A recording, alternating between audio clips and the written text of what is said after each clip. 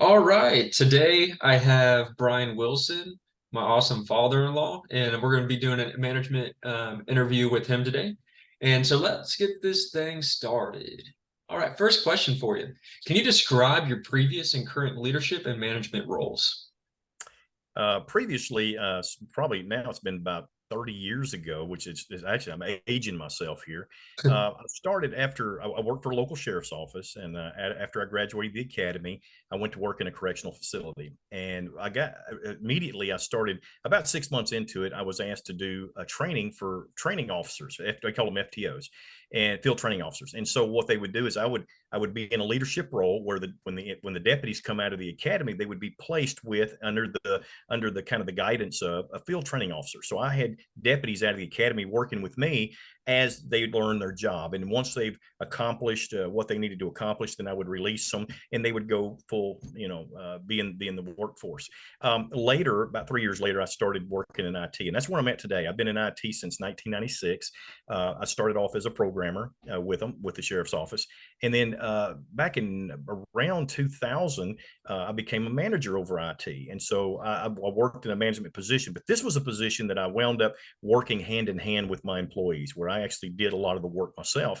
And in 2009, I was promoted to IT director, and that's where I'm at now. I'm with an agency of about 700 employees, and also about a staff of 8 that works for me. Pretty large computer world, if you will. Yeah. 300 PCs, 45 servers, that sort of thing. And so it's been a long road, but it's been a fun road, and it's been a very good experience for me. Great. Moving on to our next one. Can you discuss the role of leadership in shaping behavior amongst your team? When you start talking about changing behavior, um, behavior is something that I think comes from within. It's a thing that you can show, you can demonstrate as best you can, but people themselves have their own ability, or they have to have a desire, and you have to motivate them. And sometimes motivating employees can be difficult. I mean, it just can. People are different. What may work for me doesn't work for you. It's harder to motivate people. And so when you do that, you have to treat each person as an individual, and you have to work with them. And the best skills that you have to work with them is to know them. And I think once you get to know them, you can actually learn their pros and cons, their strengths, their weaknesses, and you key off of that. And it's something that you have to work at. Sorry about that. I had a You're call always coming. busy. No, I feel good. Anyway, I might have completely went off the track there. So I No, don't know if I answered your question or not. no, you did. That was good. That was good. That was good. Um, what strategies are in place to promote innovation and creativity amongst your team members? That's a good question, Trey. I think trying to help people learn about trying to be creative. That's another thing. And I guess I might have got ahead of myself on possibly this question. Being creative is something that comes from within. It's something you're different than I am.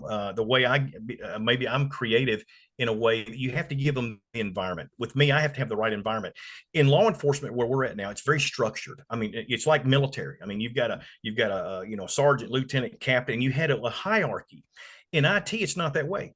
I mean, when you come to IT people, they think differently. I know it's weird, but a lot of your programmers, they think different. They're very methodical. They have to do things a certain way. You can't treat them like you would somebody that can maybe come from the military that follows a structure. So creativity is something that's where they blossom, and especially in IT. I've got programmers that literally develop programs for us that are just amazing, and you can't lock them down to certain restrictions. We give them freedoms. We give them the ability, the workspace they need to work. A lot of the hours they work are very creative, but it helps them to be able to explore avenues and be creative. And that's what we try to give them, that environment. But you got to encourage that. And it's not something I can tell them to be creative or teach them. It's something they have to do. You just give them the ability to be creative and give them the environment so they can blossom. And that's what we do. Yeah, and the encouragement's the best approach always, for sure. Yes. How does the organization that you work in handle performance issues and provide constructive feedback? Well, performance issues we do have, depending on if it's good or bad. Sometimes I hate it. It's probably it is the hardest thing in management to me. It's Yeah. dealing with personnel when it comes to disciplinary. I've had to do it. It's something, and again, it's something you have to build up to. At least for me, some people it comes natural. It doesn't bother me. It kind of bothers me. It's been one of the harder things in my job is managing people and correcting error. And sometimes you have to call them in, and but you treat them like a person. You don't talk down to them. You talk to them about whatever the issue is. It's not you got to address the issue. And another thing, you have to be even about that. You can't be do this for somebody but not do it for somebody else. You've got to be consistent. But I think by bringing them in, by talking with them, and I have an open door policy. I mean, my door is always open. You don't have to set an appointment. They come in all day long, off and on, and you keep that consistency and that I'm gonna say the open communication. So it's much easier to encourage someone and discipline it. It's hard. It is a hard thing to do, but that's a motivator. On the other hand, positive reinforcement. Now, positive reinforcement is something that we're very good at too. And I prefer that. I mean, I have no problem, bringing out the good in people as far as what they do. Tell them that what they've done was good. Some managers I've seen don't want to express. I don't know if they feel like it's a weakness or what. I don't know, but compliment that employee. If they do something good, man, tell them they did good. Explain to them they did good and tell them why they did good. And I think and give them a goal to set. Give them a goal to reach for. And when you tell them, and you'll be surprised. You give them a challenge and you compliment them on the work that they literally have done and it was good what they did. Tell them. Sometimes I work for people and managers that would not tell me I did a good job for anything, and that is so discouraging. But they'd call me in to discipline me in a heartbeat. You can't do that. You got to be balanced, and I think that's just the way I try to motivate my people is be fair. You want to give them good feedback on the things that they do well, and you need to be fair when you have to discipline them. But be a human and don't be mean. You handle it with professionalism. That's what we do. That's great. Great approach. With that, with what you just said, moving on to what measures are taken to ensure that your employees have a healthy work-life balance. Trey, that's a good question. I think when you say a work-life balance, I compare that to your family, your private life versus your business life. Our motto here, at least my motto with my employees, is you put God first, then you put family, then you put your job, and that's not to disparage the job at all. I think the job is important, but I think when you've got your priorities in the right place, I think you have somebody that does that and does it in that order, they become a good employee. I think that, and you don't. I have people that work for me that are literally workaholics. They are. You'd have to tell them to go home because they'd stay up there all the time, and that's not healthy either. And so I encourage people. I try to balance that as well, but you have to, you want to balance it. We do flex days. I've got people that work late hours, or maybe they have to come in on a weekend. We're on 24-hour call. As you can imagine, we manage a 24-hour jail facility.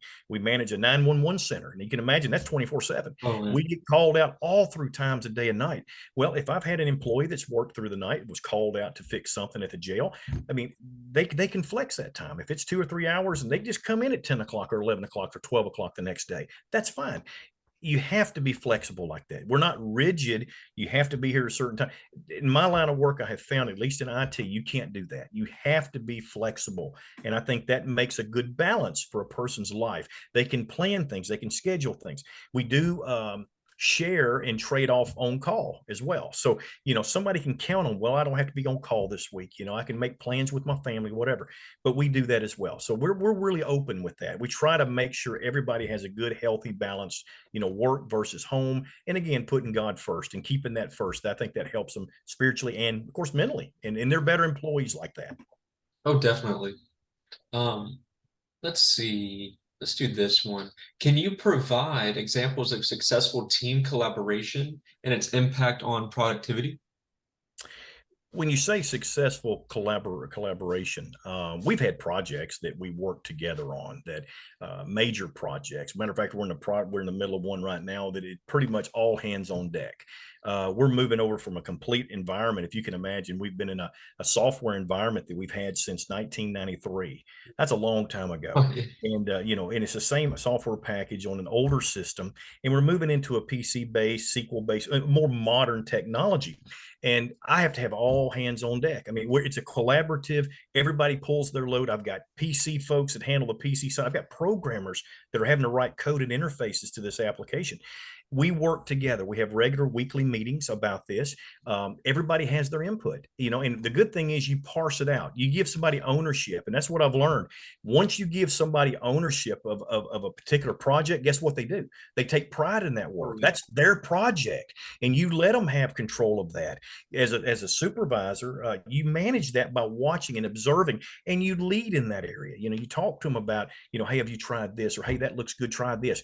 And they work together. So as a group, I think collaboratively we do that, and I think it really helps with productivity as well. But we make sure that everybody has a part, even from the newest of employees with very little skill. You give them a task to do something they can do as a group, and it works together. So that's what I have found. No, I love that. Let's see, because we don't want to go too long.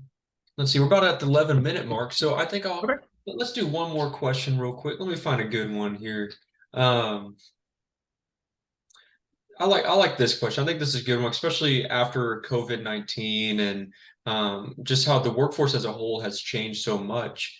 What steps does your company, the sheriff's department, or yourself take to maximize employee retention? That's a very good question, Trey. I don't know if you've been keeping up with the news in the past, several years. Law enforcement itself right now has not been an area where people are just flocking to for employment right now. At least it's been a trend for the past couple, 2 or 3 years. And right now we're down. Our agency is down about 80 employees. The local PD is down about 100. It's just that hard. So when you get an employee, you want to hang on to them because the pool is not out there to come to our line of work anymore. Even though I'm in the IT side, I'm still a deputy sheriff, and I'm still in the law enforcement world. What we do is we put things in place. I have found, and this is a study that came out not long ago, what keeps people at a job is not money. People throw money at the employee and say, hey, this is going to keep them there. This is going to keep retention. That's not what keeps an employee there. It's job satisfaction. That's what keeps an employee where they're at. You've got employees that will work there because they love their job, and it's not about the money. Money's nice and it's great. And somebody might say, no, you give me the right amount of money. It's been shown that you pay a person, it doesn't matter what if they're not happy with their job, they're not going to stay there. And so that's what we have found. I think number one, work satisfaction. You give them an environment that they can grow. We talked about earlier, the way they can grow, the way they collaborate, the way you reward them and you treat them fairly. And I think people will see that and they will gravitate to that. And I think something else here, being in law enforcement, might have a little bit of a different advantage. And that is we're government. And government it has a bad, I guess it gets a bad rap sometimes. But one of the things you find with a lot of government jobs, you don't have layoffs. That's a good thing to have. It's job security. I know when I came to work here in 92, that was the big thing that drew me into it. Besides being a public servant and wanting to help people, it was job security. I can't tell you the last time I've heard of a law enforcement agency laying people off. They just don't do that. So when you start talking about retention, employee retention, I still think the number one thing is work satisfaction. You're going to have to give them an environment and a reason to want to stay. And it's not always the money. You can throw money at them, but I've seen people get more money than they've ever and take jobs for less because they didn't like their job or they didn't like the work environment, the people they worked with, that kind of thing. So you want to create an environment as a supervisor, as a manager, to create an environment that somebody would want to work in, whether it's money or the money's not there or not. So anyway, that's what I think. Well, hey, thank you for your time. I truly appreciate all of the answers that you gave to the question. It was perfect, and I love you, and I appreciate everything that you stated, and thank you for your service and everything that you're doing. So, Well, thank you. Love you too, Trey. Keep up the good work, buddy.